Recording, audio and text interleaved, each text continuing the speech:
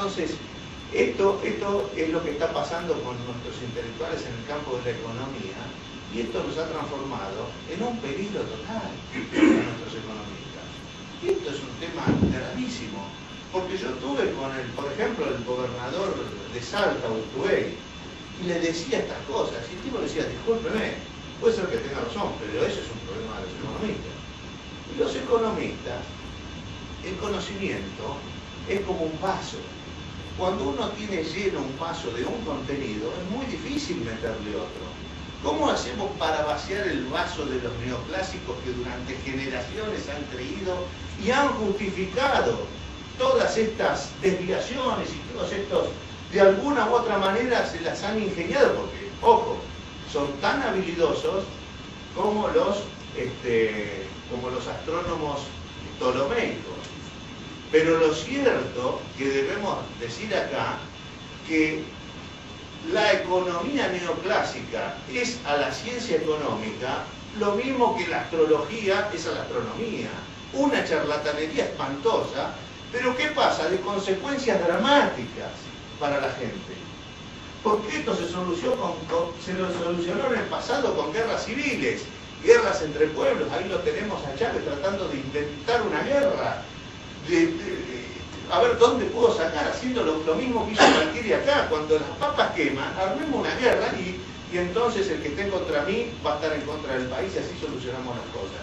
Esta es la historia de la humanidad. Esto es una guerra continua por no solucionar el principio de orden, que ya fue presentado no por la Revolución de Mayo, sino que fue presentado por el cristianismo. Lo que Cristo, la reforma social que intenta hacer el cristianismo, es instalar el sistema rentístico de la ley mosaica en el Levítico 25, bajo el dominio de los romanos, que los obligaba a pagar impuestos a los trabajadores y permitía que los dueños de la tierra se adueñen de los fondos públicos. Por supuesto, nadie quería salir de ese sistema, pero esa es la idea de Cristo, de volver al sistema del Levítico, al orden social del Levítico. Ya vemos qué pasó, se transformó esa corriente, esos reformadores sociales fueron captados por los grandes terratenientes, y pasó a ser una religión para servir y para continuar con el orden establecido. Entonces, bueno, esto creo que es un tema que es muy interesante. Facebook nos da, o sea, todas estas cosas. Ustedes fíjense que nosotros creemos que Belgrano fue un general mediocre, que esta es la visión que tenemos de los hombres de Mayo, ¿no? Y que inclusive era medio maricón, pero lo cierto es que Belgrano fue un economista de talla. Sin embargo, no hay un solo economista en la Argentina que conozca quién fue Belgrano. Y esto es increíble. Esto debe llamar asombro, debe llamarnos a preguntarnos qué es lo que está pasando, qué es lo que ha estado pasando. Bueno, y este es el objetivo de esta reunión. Así que, como introducción, me parece más o menos interesante, porque más o menos todos saben qué es el sistema rentístico, que el valor de la tierra, el aumento del valor de la tierra, no generado por el trabajo del propietario, es el que debe financiar el gasto público, y no los impuestos al trabajo. Entonces, estamos ante un quiebre entre dos sistemas que son, uno peligrosísimo y otro que nos puede traer la solución no solo para nosotros, sino para América Latina, porque este problema que tenemos nosotros lo tiene también Brasil, San Pablo. Qué lindo San Pablo, qué lindo Río de Janeiro, me quiero ir a vivir allá. Pero la favela del Río de Janeiro tiene 50 kilómetros de diámetro. O sea, y no pueden ver la solución los economistas brasileños. No la ven, no tienen esto al frente. Entonces, como la izquierda argentina no tiene esto al frente, y por eso se lleva a llevar por los neoliberales, y bueno, sigamos aumentando los impuestos. Que por supuesto que al aumentar los impuestos atacamos a la propiedad privada, producimos un desastre en el ordenamiento jurídico y aceleramos el ciclo de caída y derrumbe y que nos conduce a la violencia. Gaby va a ir anotando quienes quieren hablar.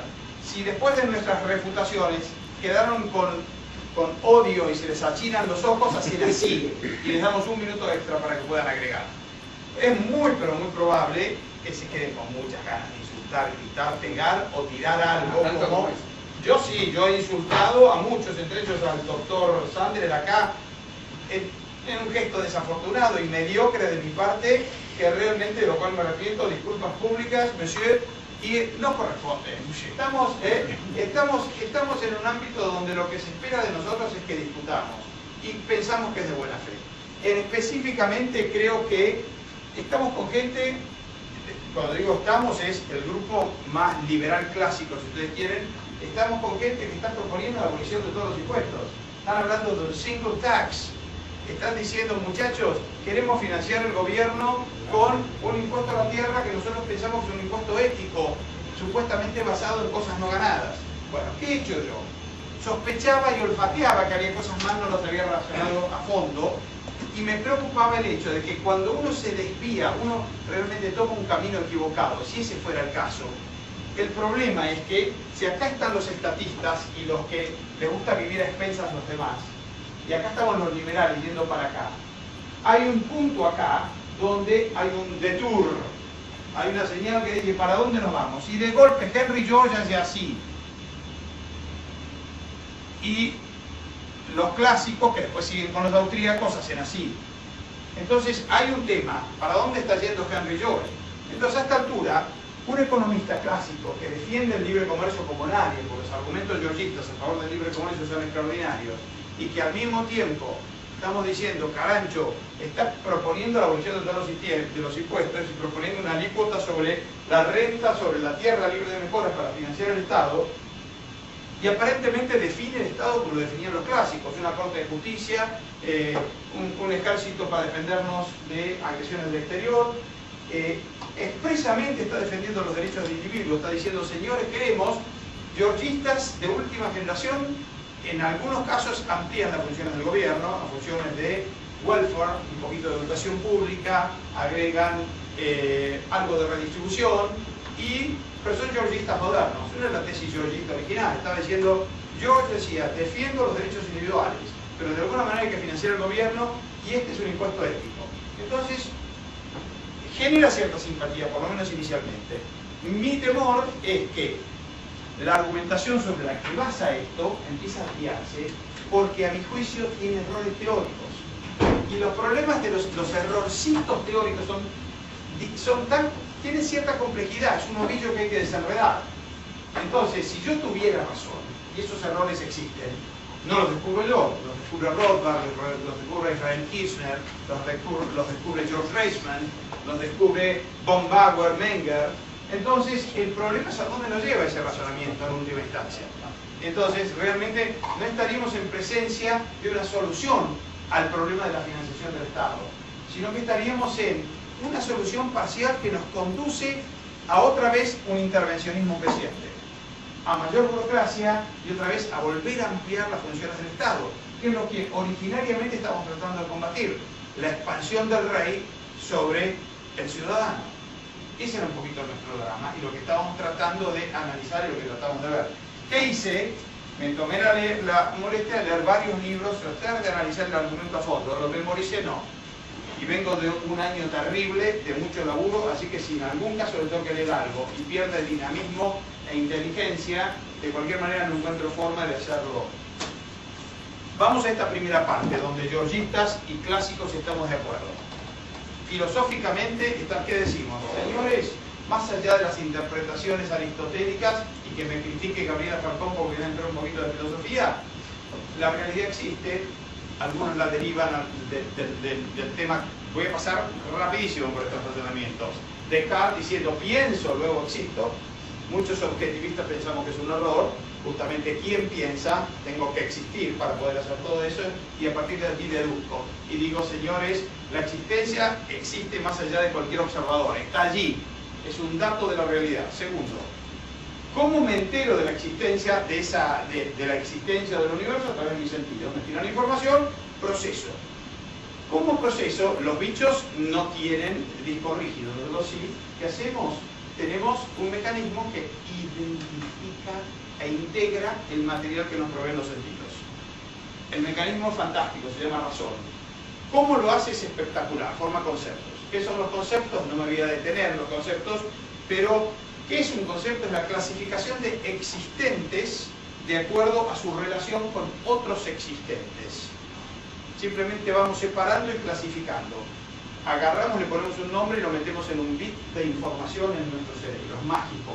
Observamos unos bichos que caminan y dicen wow, unos grandotes como un gran danés, unos chiquititos como un chihuahua, y tienen características comunes desde el punto de vista físico y genético, y lo que comen, los agrupamos y los metemos en un bit de información que se llama perro. Y ahí metimos a todos los perros del universo y los logramos capturar. El método es espectacular. Si leen Knowledge and Decisions o leen Introduction to Objectivist Epistemology, describe muy bien cómo funciona este proceso.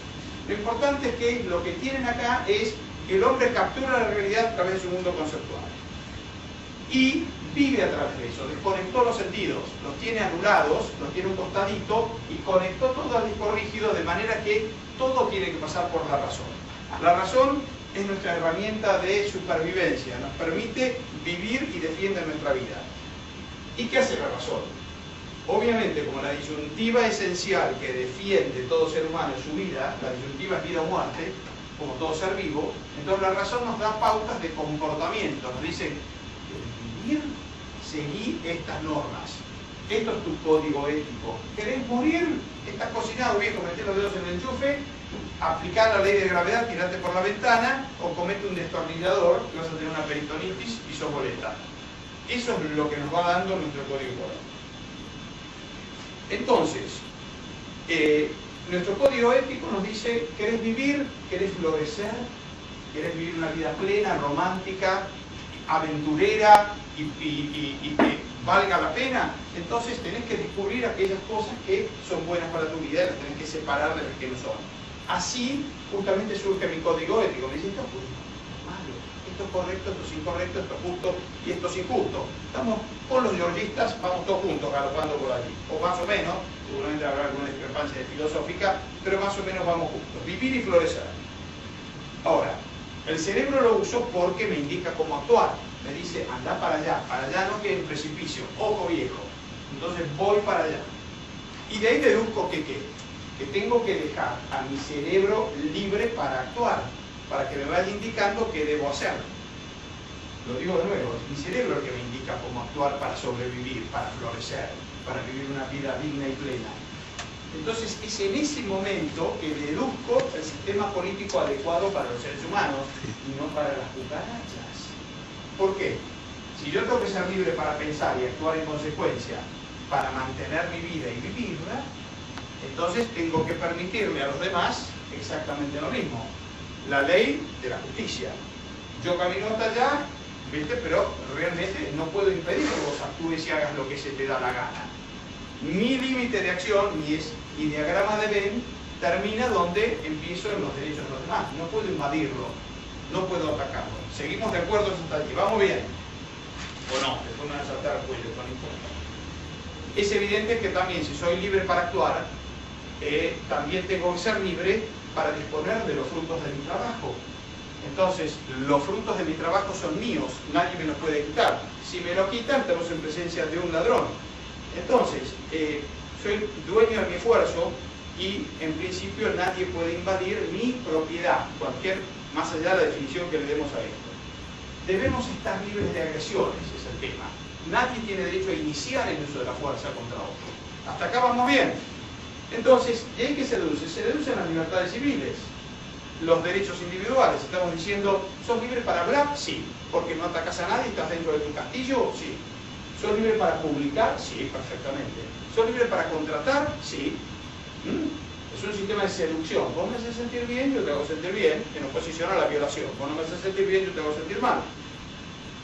¿Sos libre para viajar? ¿Sos libre para viajar? Perfectamente, no jorobas a nadie. ¿Sos libre para hacer reuniones? Sí. ¿Cómo sé si algo forma parte de un derecho que yo tengo, de los derechos individuales o no? Primero, que es un derecho. Un derecho es un principio moral que define y sanciona la libertad de acción que tiene un hombre dentro de un contexto social. Me dice, hasta acá